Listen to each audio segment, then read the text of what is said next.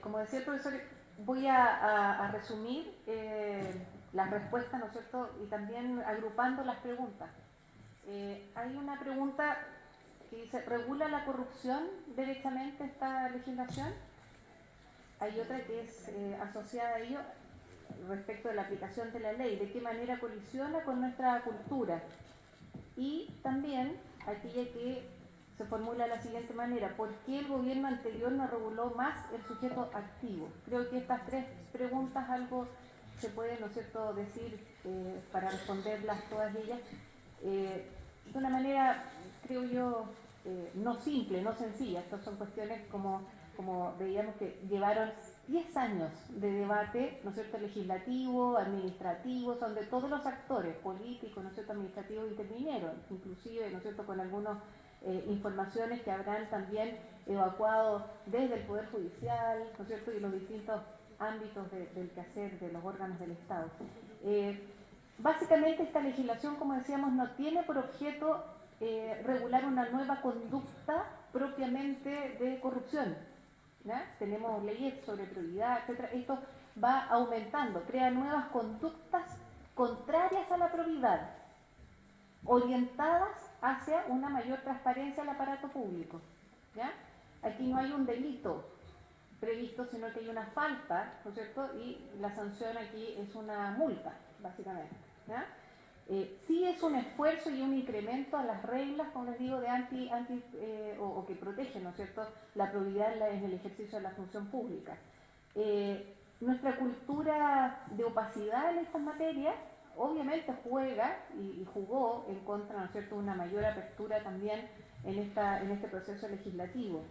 Es bastante tímida esta legislación, también atendido a esta poco conocimiento que nosotros tenemos respecto de la actividad del lobby. Nosotros sabemos que existe, pero no sabemos qué es lo que tenemos que regular. ¿Ah? Si regular efectivamente el ejercicio de la función pública, que es lo que estamos haciendo acá, dándole mayor transparencia a las reuniones que tienen las autoridades públicas que tienen el poder decisorio, o lo que tenemos que hacer es ponerle trabas al privado que quiere llegar a la autoridad. Esas son, yo creo que la cultura sí, y nuestra cultura de opacidad en estas materias juega en contra de una mejor regulación. Es un buen intento, un primer intento. La historia legislativa nos muestra que fue difícil esta tramitación, pero se logró lo que tenemos. A lo mejor en una segunda fase logramos ese objetivo que nos plantea también la OCDE, los distintos sistemas de regulación del lobby, de ir avanzando hacia una mayor regulación del sujeto activo, de los lobistas, o sea que transparenten precisamente el negocio que ellos hacen con el lobby. No es solamente intervenir hoy día desde la perspectiva de la transparencia, es decir, mira, autoridad pública, usted que tiene decisión, poder de decisión, parlamentarios, ¿no es cierto?, ministros de Estado, subsecretarios, seremi, alcaldes, etcétera, ¿no es cierto?, transparente su agenda para que nosotros sepamos que él lo va a ver. Y si usted no lo hace, va a tener sanción. O sea, se está sancionando al ejercicio de la función pública, en definitiva. ¿Ya? Pero no se dice al lobista, usted transparente, salvo la información básica, a quién representa, cómo se llama, pero no dice, por ejemplo, qué contrato va detrás, cuánto va a cobrar. Por eso, no se transparenta el negocio del lobby. ¿Ya? Yo creo que sí, la cultura va en contra de esa mayor apertura.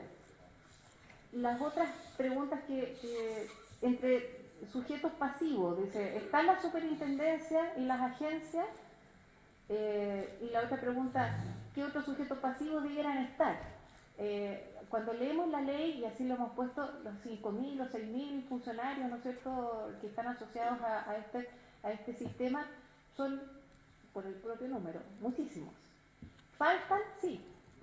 Las superintendencias no están, las agencias no están. ¿Pero por qué? Porque esto se liga también a otra pregunta que hicieron. ¿Qué significa esto de... alguien preguntó, ¿cuáles serían los actos graves e influyentes en materia de lobby? Esto va muy de la mano de si uno lo mira desde la perspectiva del sujeto pasivo y del sujeto activo. Desde el punto de vista del sujeto pasivo, del que recibe el lobby, es fácilmente identificable aquella persona que decide, tiene la atribución decisoria, o aquella que influye decisivamente, ¿no es cierto?, gravemente en esa persona o en esa autoridad que decide.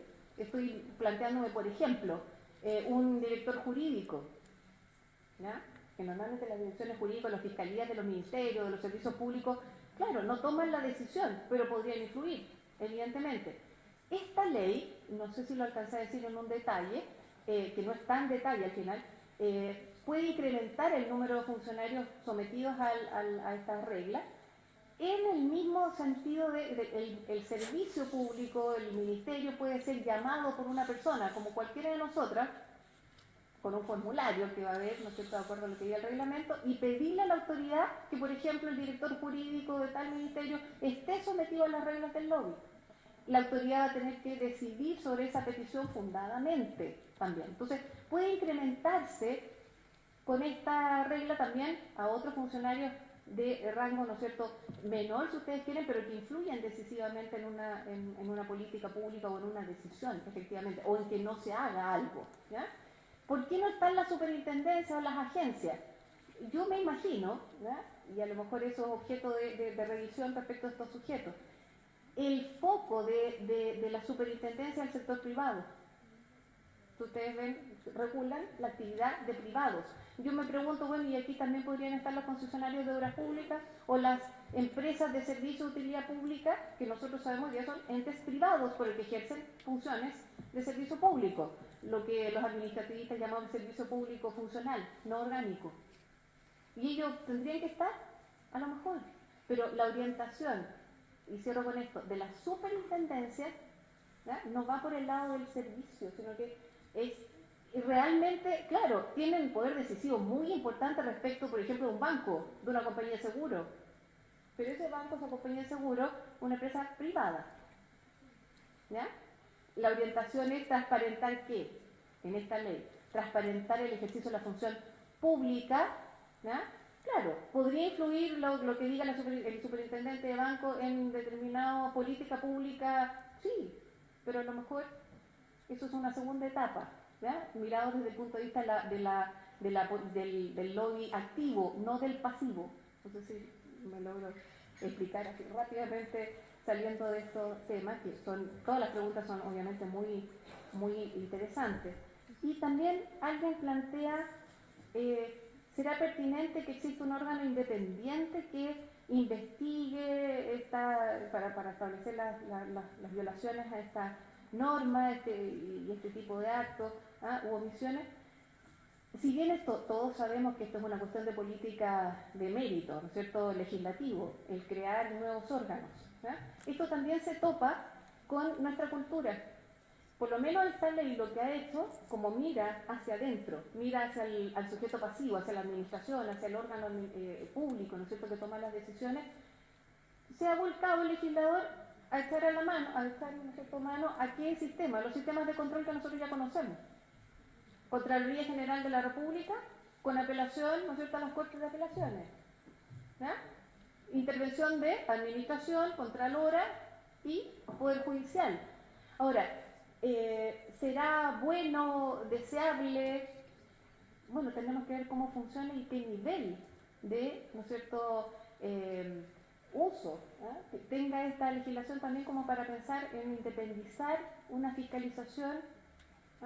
Es como el típico problema que se nos plantea también a los administrativos, como lo queremos, contencioso administrativo especial, o queremos seguir como el legislador nuestro ha hecho hoy día, de ir creando tribunales cada vez que surge una ley especial, los tribunales ambientales, los tribunales tributarios y aduaneros. ¿Será ese nuestro camino?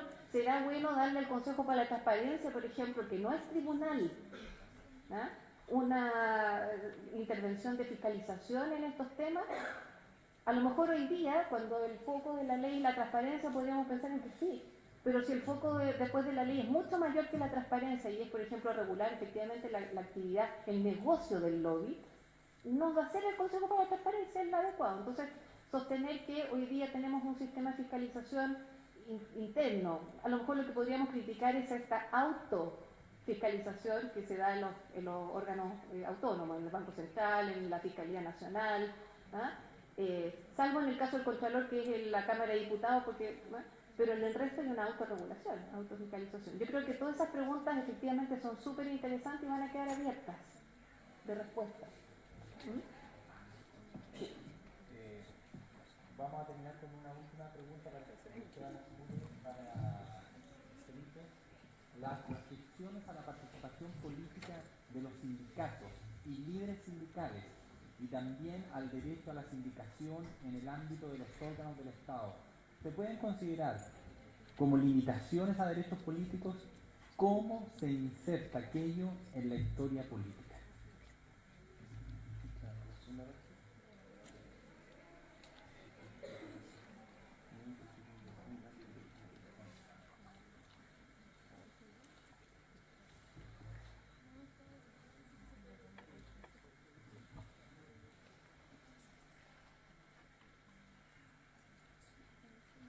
Bueno, una interesante pregunta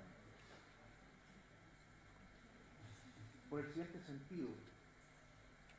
Acontece que, si bien es cierto, ha habido siempre, históricamente en Chile, por lo menos al final del siglo XIX y comienzo del XX, movimientos sindicales, movimientos sociales, ciertas formas de asociatividad, las mutuales, etcétera, etcétera.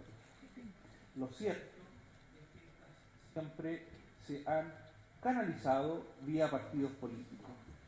Eso es muy interesante, vale decir, los representantes de estas asociaciones gremiales no necesariamente han comparecido como en defensa, podríamos decir, de aquellos intereses gremiales, sino que en realidad han comparecido en cuanto representantes de un partido político.